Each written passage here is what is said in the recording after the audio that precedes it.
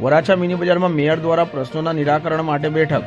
સુરતના વરાછા મિની બજારમાં મેયરે સ્થિત કોર્પોરેટર અને આગેવાનો સાથે બેઠક યોજી, જેમાં બજારના વિવિધ પ્રશ્નો અને બાકી રહેલા કામો અંગે ચર્ચા થઈ હતી.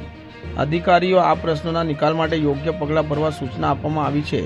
ખાસ કરીને ટ્રાફિકની સમસ્યાને અને નિકાસ વ્યવસ્થાની કામગીરીને પ્રાથમિકતા આપવામાં આવી છે. આ બેઠકમાં સ્થાનિક વેપારીઓ અને નાગરિકો પણ હાજર રહ્યા.